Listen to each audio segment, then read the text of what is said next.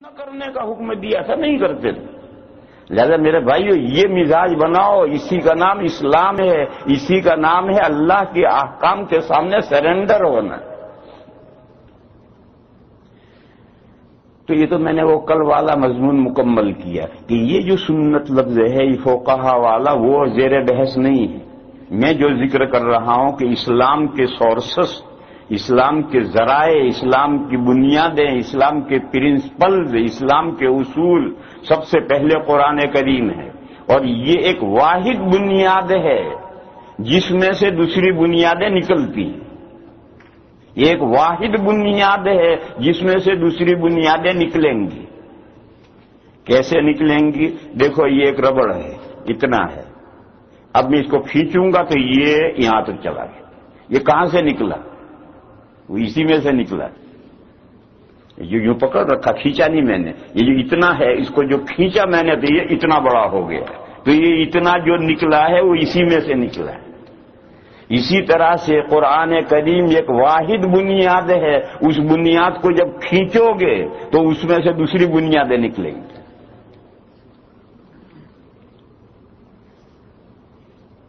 اس کو ایک مثال سے سمجھو۔ عقیدے، بنیادی عقیدہ ایک ہے، لا الہ الا اللہ، بنیادی عقیدہ یہی ایک ہے۔ اس بنیادی عقیدے کو کھینچو گے تو دو عقیدے نکلیں گے، لا الہ الا اللہ محمد الرسول اللہ۔ یہ محمد الرسول اللہ یہ لا الہ الا اللہ میں سے نکلا ہے۔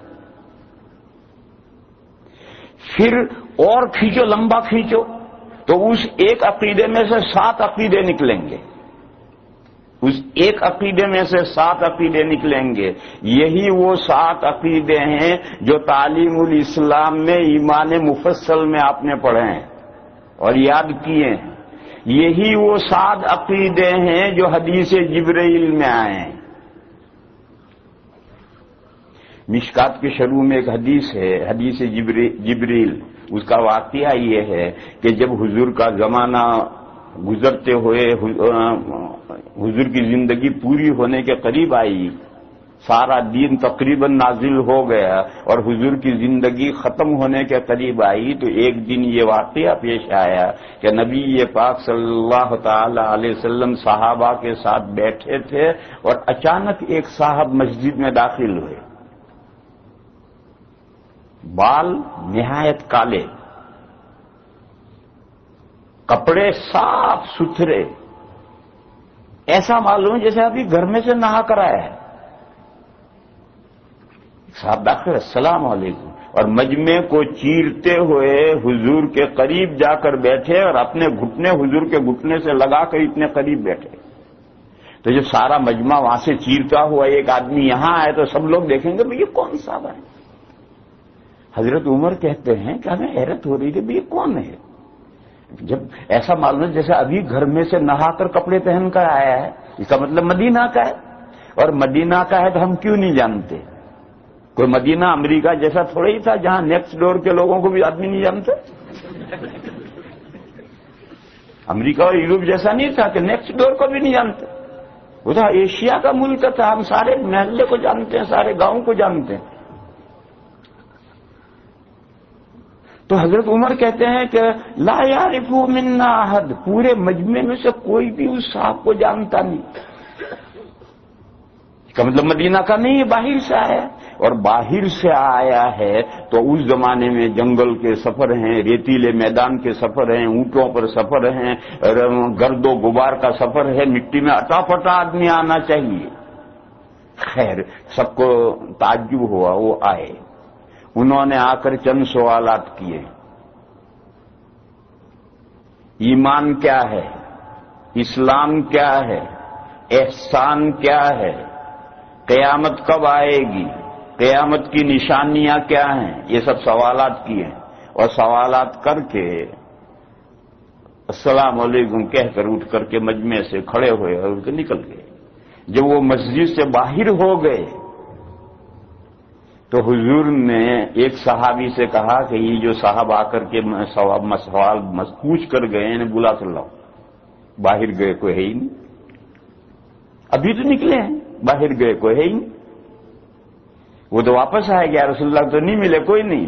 حضور نے فرمایا وہ جبریل تھے, وہ اس لیے آئے تھے انسانی شکل میں تاکہ وہ ایسے سوال کریں کہ جس سے سارے دین کا خلاصہ تمہارے سامنے آ جائے. دین کی بڑی تفصیلات ہیں, قرآن و حدیث میں تفصیلات ہیں, تو انہوں نے ایسے سوالات کیے کہ حضور ان کے جوابات دیں اور وہ سارے دین کا خلاصہ سب کے سامنے آ جائے. یہی تمہیں دین سکھلانے کے لیے جبرائیل انسانی شکل میں آئے تھے. ان کا پہلا سوال تھا مل ایمان, ایمان کیا ہے؟ نبی پاک صلی اللہ تعالی علیہ وسلم نے فرمایا 7 باتیں ماننے کا نام ایمان ہے. 7 باتیں. ان تؤمن باللہ, اللہ کو مانو. ان تؤمن باللہ وملائکتہ, اور اللہ کے فرشتوں کو مانو. وکتبہ, اللہ کی تمام کتابیں جو آدم علیہ السلام سے حضور تک جتنی کتابیں اتری سب کو مانو. ورسولہ, اللہ کے جتنے رسول ہیں آدم علیہ السلام سے حضور تک سب کو مانو. والیوم الآخر, اور اس دنیا, یہ جو دنیا چل رہی ہے اس کا لاسٹ ڈے آ رہا ہے, قیامت کے دن کو مانو, آخری دن کو مانو کہ یہ دنیا ہمیشہ نہیں چلے گی, یہ دنیا ختم ہوگی. والیوم الآخر والقدر خیرہ وشرہ من اللہ تعالی, تقدیر, بھلی بری تقدیر اللہ کی طرف سے تجویز شدہ ہے. والقدر خیرہ وشرہ من اللہ تعالی, بھلی بری تقدیر اللہ کی طرف سے طے شدہ ہے. والبعث بعد الموت, اور مرنے کے بعد پھر دوبارہ زندہ ہونا ہے قیامت کے دن. یہ 7 باتیں ماننے کا نام ایمان ہے. یہی 7 باتیں ایمان مفصل میں, تعلیم الاسلام میں جو ایمان مفصل بچوں کو یاد کروایا جاتا ہے اس میں یہی 7 باتیں ہیں جو حدیث جبریل میں آئی ہیں. تو دیکھو اس ایک عقیدے کو کھینچا تو 2 ہوئے, اور کھینچا تو 7 عقیدے ہوئے. اور کھینچو, تعلیم الاسلام میں 54 عقیدے لکھے ہیں, 54. دیکھو 7 میں سے اور کھینچا تو 54 عقیدے نکلے. اور کھینچو, بہشتی زیور میں 103 عقیدے لکھے ہیں. وہ بہشتی زیور میں جو 103 عقیدے ہیں وہ اسی کو اور کھینچا تو 103 بنے. اور کھینچو گے تو کچھ اور بھی نکلیں گے. اور ربڑ چھوڑ دو,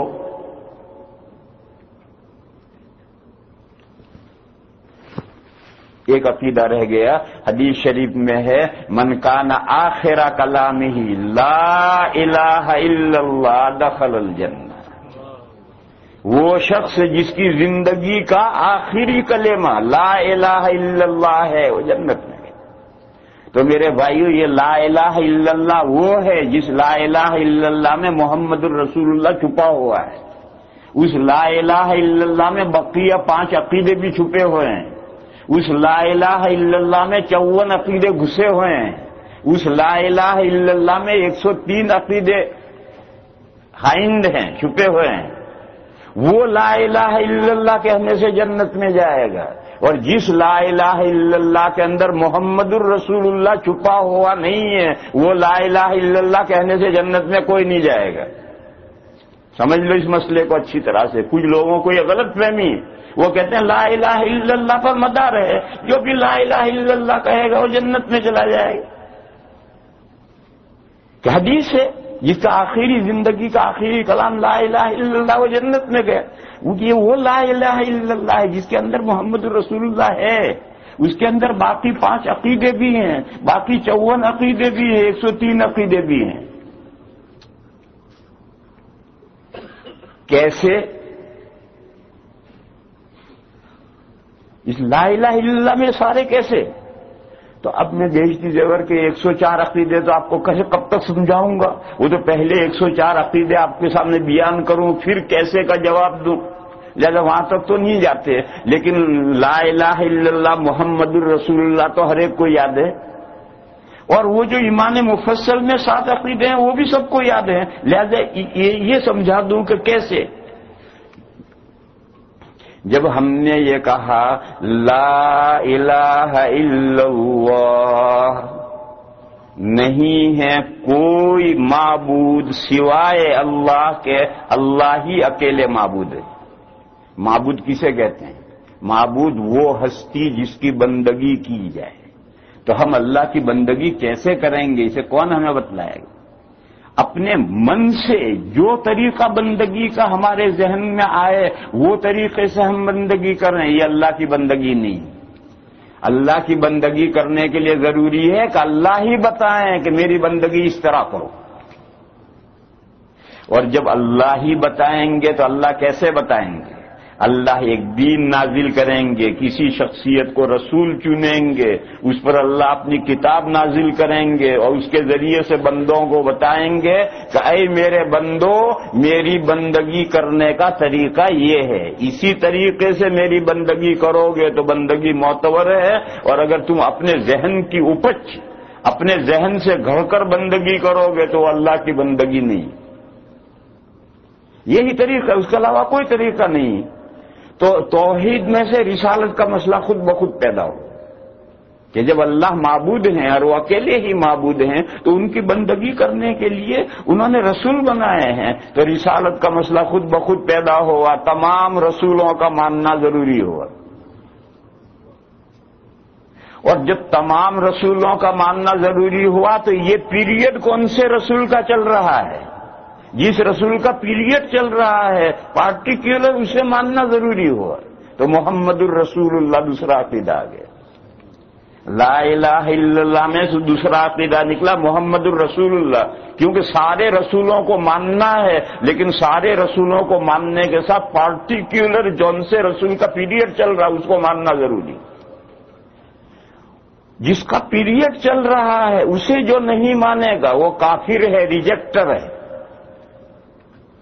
چاہے وہ اللہ کو مانتا ہو، ایک مانتا ہو، چاہے موسیٰ علیہ السلام کو اللہ کا رسول مانتا ہو، چاہے تورات شریف کو مانتا ہو، لیکن موسیٰ علیہ السلام کا زمانہ گیا، آج جس رسول کا پیریڈ چل رہا ہے اس رسول کو نہیں مانے گا تو وہ کافر ہے۔ جو اللہ کو مانتا ہے، ایک مانتا ہے، چاہے کیسا ہی ایک مانتا ہو، 3 in 1 1 in 3 کرتا ہو، اور عیسیٰ علیہ السلام کو مانتا ہو، چاہے وہ کچھ مانتا ہو، انجیل شریف کو مانتا ہو، لیکن جس رسول کا پیریڈ چل رہا ہے اسے نہیں مانتا وہ کافر ہے۔ جس رسول کا پیریڈ چل رہا ہے سب کے ساتھ اسے ماننا ہے پارٹیکولر۔ اسی لیے سورہ بینہ میں ایک ہی سورت میں 2 جگہ پر یہود و نصارہ پر کافر کا اطلاق آیا ہے۔ لم یکن الذین کفروا من اہل الکتاب والمشرکین، فرمایا کہ اہل کتاب یعنی یہود و نصارہ میں سے اور مشرکین میں سے جنہوں نے اللہ کے آخری رسول اور ان کی کتاب کو ریجیکٹ کر دیا، کفروا کے معنی ریجیکٹ کر دیا۔ دیکھو یہ کافر لفظ آج کل گالی بن گیا ہے، تو کوئی ضروری نہیں ہے کہ آپ اس لفظ کو استعمال کریں، آپ چھوڑیے لفظ کافر کے معنی ریجیکٹر، کفر کے معنی ہے ریجیکٹ کرنا۔ کس چیز کو ریجیکٹ کرنا؟ ایک ہی چیز، جس پیغمبر کا پیریڈ ہے اور اس پر جو اللہ کی آخری کتاب اتری ہے اسے جو نہیں مانتا وہ ریجیکٹر ہے، نہ ماننے والا ہے۔ چاہے وہ مورتی پوجا کرنے والے نہ مانے وہ بھی کافر ہیں، مشرک جو ہیں وہ بھی کافر ہیں، ریجیکٹر ہیں، اور اہل کتاب اگر نہیں مانتے تو وہ بھی ریجیکٹر ہیں۔ اور جو بھی اس چیز کو مان لیتا ہے وہ مومن ہے، ایمان لانے والا، تصدیق کرنے والا ہے، ماننے والا ہے۔ پھر اسی صورت میں آگے جا کر ہے ان الذین کفروا من اہل الکتاب والمشرکین فی نار جہنم۔ تو میں کیا سمجھا یہ رہا تھا کہ لا الہ الا اللہ تو یہود بھی کہتے ہیں، لا الہ الا اللہ تو عیسائی بھی کہتے ہیں، مگر ان کے لا الہ الا اللہ میں محمد الرسول اللہ نہیں ہے. ان دونوں کے لا الہ الا اللہ میں محمد الرسول اللہ نہیں ہے. اور جو جس پیغمبر کا پیریڈ چل رہا پارٹیکولر پورے سلسلے کے ساتھ اسے الگ سے ماننا ہے. تو دیکھو کتنے عقیدے ہو گئے. اللہ کا ماننا تؤمن باللہ وہ اچھا، پھر اللہ کا یہ دین، اللہ کا یہ کتابیں، اللہ کی یہ وحی انسان رسول کے پاس کیسے پہنچی؟ اللہ خود آ کر نہیں بات کر جاتے.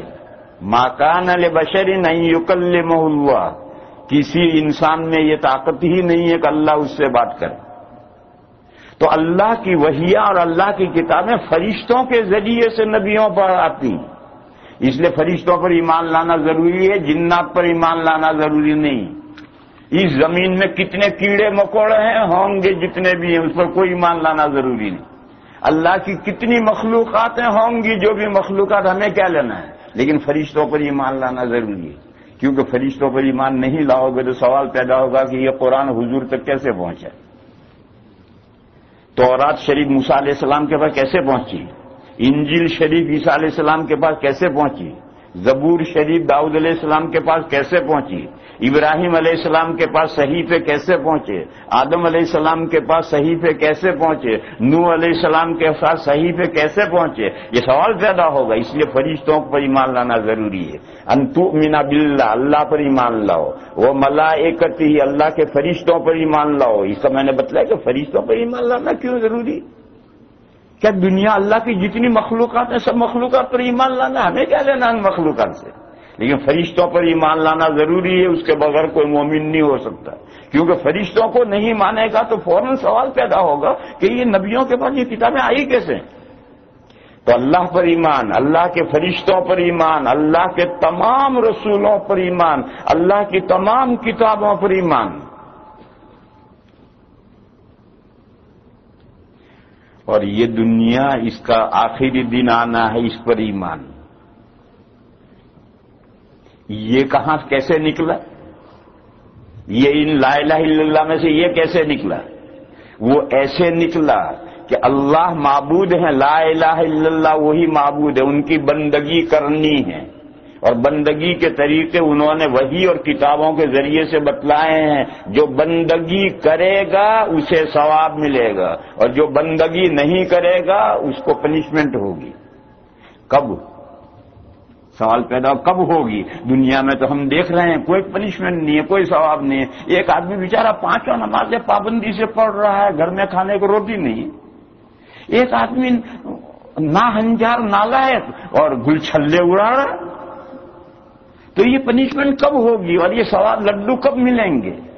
جواب یہ قیامت کو ملیں گے. جب قیامت کو ملیں گے تو یہ ماننا ضروری ہے کہ یہ دنیا ختم ہوگی، اس کا لاسٹ ڈے آئے گا. یہ لاسٹ ڈے کا عقیدہ یوں نکلا. اگر لاسٹ ڈے کا عقیدہ نہیں مانو گے تو ہم جو 5 وقت آ کر کے ٹکریں مارتے ہیں، نمازیں پڑھتے ہیں، کیا ملتا ہے اس کا؟ تو ہم کہیں گے ملے گا. کب ملے گا؟ ملے گا یوم الآخر میں ملے گا.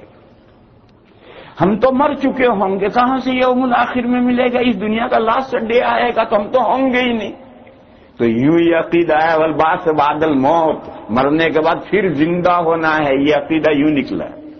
کیونکہ ہم مرنے کے بعد اگر زندہ نہیں ہوں گے تو جنگل میں مور ناچا کسی نے دیکھا؟ قیامت آ گئی، آخر لاسٹ ڈے آ گیا، لڈو تقسیم ہوئے اور ہم تو مر چکے، ہم تو ہیں ہی نہیں.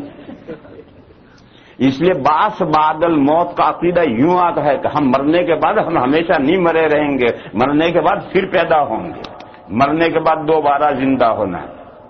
تو کتنے عقیدے نکلے؟ لا الہ الا اللہ میں سے کتنے عقیدے نکلے؟ اللہ کو ماننا، اللہ ہیں جبھی تو وہ اکیلے معبود ہیں. اللہ کو ماننا، سارے فرشتوں کو ماننا، ساری کتابوں کو ماننا، سارے رسولوں کو ماننا، لاسٹ ڈے کو ماننا، اور مرنے کے بعد دوبارہ زندہ ہونے کو ماننا. اب ایک رہ گیا، بھلی بری تقدیر اللہ کی طرف سے ہے. یہ لا الہ الا اللہ میں سے کیسے نکلا؟ بھلی بری تقدیر اللہ کی طرف سے. اس کو یہ لا الہ الا اللہ میں سے کیسے نکلا، اس کو سمجھنے کے لیے پہلے اسی کو سمجھنا پڑے گا کہ بھلی بڑی تقدیر اللہ کی طرف سے ہے، اس کو سمجھنا پڑے گا، اسی کو لوگ صحیح نہیں سمجھتے، اور صحیح تقدیر کا مسئلہ صحیح نہ سمجھنے کی وجہ سے پھر طرح طرح کے اشکالات لوگوں کے ذہنوں میں آتے ہیں۔ اشکال کب ہوگا؟ جب بھی آپ کسی مسئلے کو صحیح نہیں سمجھیں گے تو اشکالات کھڑے ہو جائیں گے، اور بات آپ صحیح ڈھنگ سے سمجھ لیں کوئی اشکال نہیں۔ بھلی بری تقدیر اللہ کے اعتبار سے نہیں ہے، بندوں کے اعتبار سے۔ پہلی بات تو یہ صاف کر لو ذہن میں، اللہ کے اعتبار سے بھلی بری نہیں، اللہ کے اعتبار سے سب بھلا ہی بھلا ہے۔ اللہ کے طرف سے کوئی چیز بری نہیں ہے۔ اللہ جو کچھ بھی پیدا کرتے ہیں وہ حکمت سے بھری ہوئی ہے، پوری حکمت ہے، اللہ کے پیدا کرنے میں کوئی بری چیز ہے ہی نہیں۔ یہ بھلی بری جو کہتے ہیں وہ بندوں کے اعتبار سے، اور بھلی کا مطلب نافع مفید، اور بری کا مطلب ہے مضر۔ دیکھو نیچرلی پوری دنیا متفق ہے کہ اللہ نے جو کائنات پیدا کی ہے، اس کائنات میں انسان کے لیے کچھ چیزیں مفید ہیں، انسان کے لیے کچھ چیزیں مضر ہیں۔ یہ بات ہر شخص مانتا ہے، اور نہ صرف مانتا ہے بلکہ پوری پابندی کرتا ہے اللہ کے اس لا کی۔ مثال لو، گھی اور فیٹ انسان کے لیے مفید ہے، اور پوائزن اور زہر انسان کے لیے مضر ہے، جان لینے والا ہے۔ اس کو ہر کوئی مانتا ہے نہیں مانتا؟ اللہ نے گھی اور فیٹ، جو اللہ کے پیدا کرنے کے اعتبار سے گھی اور فیٹ جو ہے یہ مفید ہے، اور اللہ نے جو پوائزن پیدا کیا ہے وہ بھی مفید ہے۔ بے شمار دواؤں میں کاموں میں پوائزن استعمال ہوتا ہے، اور اس سے انسان کو فائدے پہنچتے ہیں۔ تو اللہ کے پیدا کرنے کے اعتبار سے گھی اور پوائزن ایک درجے میں۔ اب موقع استعمال کی جگہ ہیں، گھی کو گھی کی جگہ میں استعمال کرو مفید ہے، اور اگر کوئی فیٹ مین گھی کھانے لگے تو اسے کہیں گے بھیا تو فیٹ مین پہلے سے ہے، اس کے لیے گھی مضر ہو گیا۔ اور پتلا دبلا کیا کہتے ہیں، تھک مین، تھن مین، تو دیکھو اس کے لیے گھی مفید ہے، اس کے لیے مضر ہے۔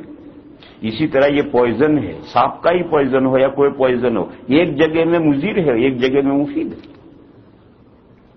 تو معلوم ہو کہ اللہ کے پیدا کرنے کے اعتبار سے ہر چیز خیر ہی خیر ہے، مگر انسان کے اعتبار سے کسی انسان کے لیے کوئی چیز مفید ہوتی ہے اور کوئی چیز مضر ہوتی ہے۔ فزیکلی طبیعیاتی طور پر مفید اور مضر ہوتی ہے، اور انسان پوری پابندی سے اس لا آف نیچر کی پابندی کرتا ہے۔ کوئی شخص جو مفید ہے وہی کھاتا ہے، مضر نہیں کھاتا۔ اور انسان ہی نہیں، تمام جانور، بھینس چر رہی ہے، بیچ میں ایک پودا چھوڑ دے گی، نہیں کھائے گی۔ وہ جانتی ہے کہ یہ پودا میرے لیے مضر ہے، وہ نہیں کھائے گی، بیچ میں سے نکال دے گی، چھوڑ کر آگے بڑھے گی۔ ہر جانور جانتا ہے کہ میرے لیے کیا مفید ہے کیا مضر ہے، جو مفید ہے اسی کو کھاتا ہے، جو مضر ہے اسے نہیں کھاتا ہے، اور انسان بھی یہی کرتا ہے۔ اب یہ کہ یہ چیز انسان کے لیے مفید ہے، یہ چیز مضر ہے، یہ پودا بھینس کے لیے مفید ہے، یہ پودا بھینس کے لیے مضر ہے، وائی؟ اس کا جواب یہ کہ اللہ تعالیٰ نے طے کیا ہے، اس میں تمہیں وائی فائی کرنے کی ضرورت نہیں۔ یہ بھلی بری تقدیر اللہ کی طرف سے کہ اللہ نے بھینس کے لیے یہ پودے مفید رکھے ہیں، یہ پودا مضر بنایا ہے، اور بھینس اس لا کا پابندی کرتی۔ طوطے کے لیے، کبوتر کے لیے ایک چیز مفید ہے، ایک مضر ہے، اور وہ پرندے اس کی پوری پابندی کرتے ہیں، وہ اللہ نے ان کے لیے بنایا ہے۔ یہ بھینس کے لیے بھلی بری تقدیر بھی اللہ کی طرف سے ہے، کبوتر کے لیے بھلی بری تقدیر اللہ کی طرف سے ہے۔ اسی طریقے سے انسان کے لیے بھلی بری تقدیر اللہ کی طرف سے۔ تقدیر مانے پلاننگ، لفظ تقدیر کے معنی پلاننگ۔ انسان کے لیے اللہ نے پلاننگ کی ہے کہ تیرے لیے فلاں چیز مفید ہے، فلاں چیز مضر ہے۔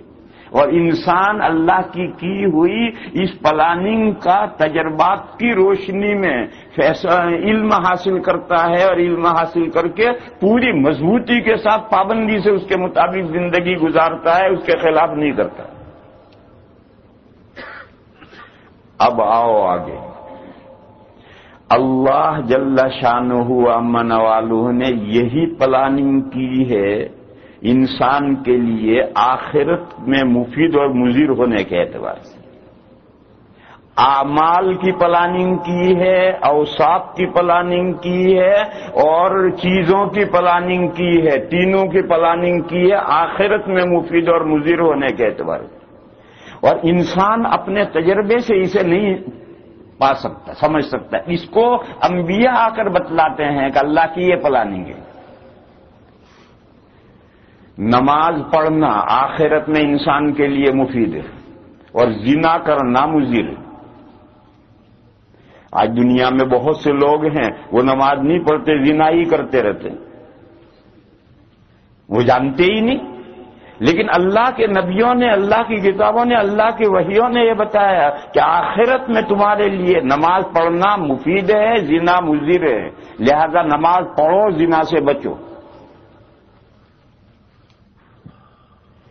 اب کوئی کہے وائی فائی کچھ نہیں، یہ تقدیر ہے، اللہ کی بھلی بری تقدیر ہے کہ یہ کام آخرت میں تمہارے لیے بھلا ہوگا، یہ کام آخرت میں تمہارے لیے برا ہوگا، اور اس کو مانو، وائے مت کرو۔ اسے نبیوں نے اور اللہ کی کتابوں نے جو بتلایا، اطلاعات دیے، انفارمیشن دیا، اسے مانو اور اس کے مطابق پابندی کرو۔ جیسے نیچرلی تم فزیکلی پابندی کرتے ہو بھلی بری تقدیر کی، یہاں بھی پابندی کرو اعمال میں۔ دوسرے ہیں اوصاف۔ اوصاف دیکھو، انسان کے انسائیڈ اللہ نے صفات رکھی۔ اگر آدمی کے نرم دلی رکھی ہے تو سخت دلی اور غصہ بھی رکھا ہے۔ آدمی میں نرم دلی بھی ہے، غصہ بھی۔ آدمی میں بزدلی رکھی ہے تو بہادری بھی رکھی۔ آدمی میں سخاوت رکھی ہے تو مکھی چوس بھی بنائے۔ بے شمار صفات اندر اللہ نے رکھی ہیں متضاد۔ دیکھو، یہ جتنی صفتیں اللہ تعالی نے پیدا کی ہیں، یہ ساری صفتیں بہتر ہی بہتر پیدا کی ہیں، کوئی بری صفت اللہ نے پیدا نہیں کی۔ سمجھو اس مضمون کو اچھی طرح۔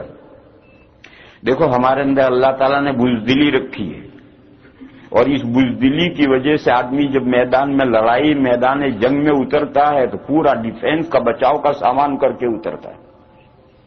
کیوں ڈیفینس کا سامان کر کے اترتا ہے؟ اس کے اندر بزدلی صفت رکھی اس لیے، اور اگر بزدلی صفت نہ ہوتی تو لٹ کی طرح سے جا کر کے ٹکرا جاتا اور مر جاتا۔ اللہ نے ہماری طبیعتوں میں بخیلی رکھی ہے، اگر بخیلی ہماری طبیعتوں میں نہ ہوتی تو ہمارے پاس نہ گھر ہوتا نہ بیلنس ہوتا۔ جانوروں کے پاس، پرندوں کے پاس کہاں گھر ہے اور کہاں بیلنس ہے؟ ہمارے پاس جو گھر اور بیلنس ہے وہ اس بخیلی کے نتیجے میں۔ اللہ نے بھولنے کا مادہ رکھا ہے، یہ تو اللہ کی اتنی بڑی نعمت ہے کہ اس سے بڑی کوئی نعمت نہیں، بھول کا مادہ۔ آپ مثال غور کیجئے، ایک آدمی کا اکلوتا بیٹا ہے، مر گیا، کیا حال ہو کر رہ جاتا ہے؟ نہ نیند آتی ہے، نہ کھانے کو، نہ آنسو تھمتے ہیں۔ میرے بھائیوں، اگر یہ بیٹے کی وفات کا یہ صدمہ آدمی نہ بھولے تو ہفتے کے بعد یہ بھی قبرستان جائے، ایک ہفتے میں وہ بھی اس بیٹے کے پیچھے پیچھے جائے گا۔ مگر ہوتا یہ ہے کہ ایک دو دن تک تو صدمہ اتنا ہے کہ آنسو تھمتے ہی نہیں، پھر صدمہ بھولنے لگتا ہے، پھر دن میں 5-7 مرتبہ یاد آتا ہے، بھولتا ہے، یاد آتا ہے، پھر ایک ہفتے کے بعد میں کبھی 24 گھنٹے میں ایک مرتبہ بیٹا یاد آتا ہے، پھر سال بھر گزرنے کے بعد ایسا بھول جاتا ہے کہ یاد ہی نہیں آتا ہے۔ کوئی یاد دلائے تب یاد آتا ہے اور زندگی نارمل ہو جاتی ہے۔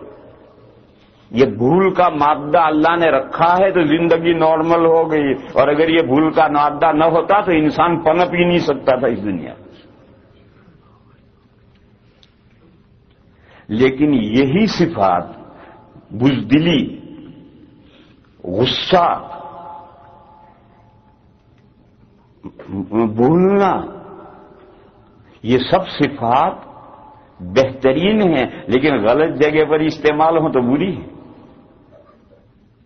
گھر سے تھیلا اور پیسے لے کر شاپنگ سینٹر گیا، بیوی نے کہا تھا 5 چیزیں بتائی تھی کہ لے کر آئی ہو، اب وہاں جا کر کھڑا ہے، یہ آدمی بھول گیا۔ پھر گھر آیا اور گھر آ کر کہا میرے سرتاج اور کیا خوش نصیب کیا بتایا تھا آپ نے؟ اس نے پھر گنایا، اس نے پھر رومال میں 5 گرہیں لگائی، پھر دکان پر پہنچا، پھر بھول گیا۔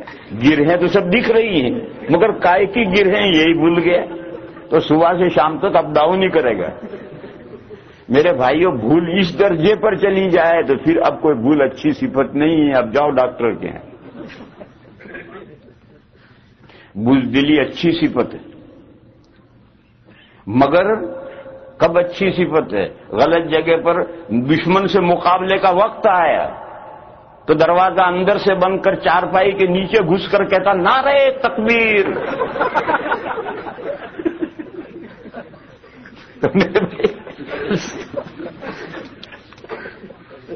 یہ بزدلی مضر ہے۔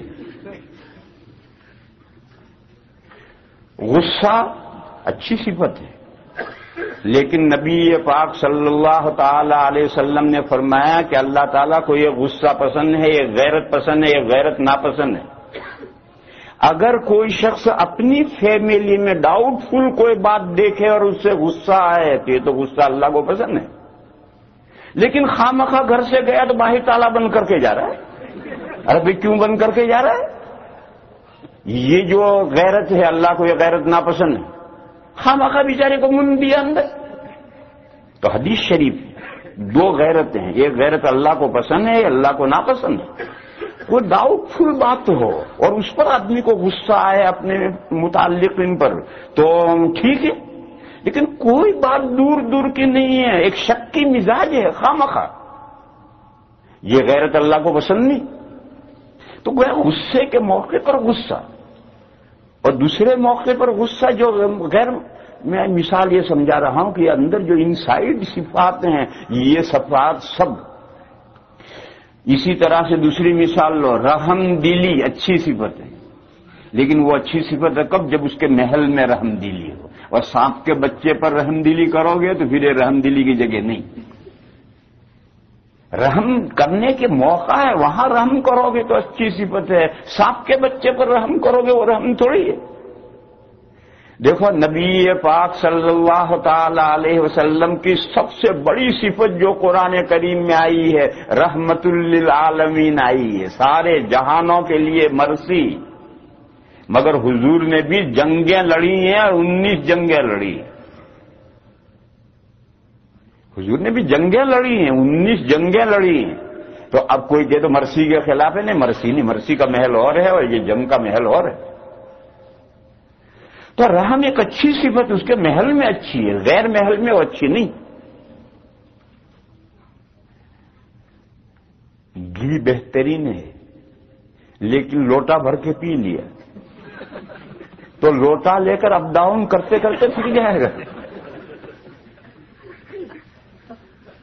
ارے بھائی اس کے لمٹ سے پی تو وہ مفید ہے،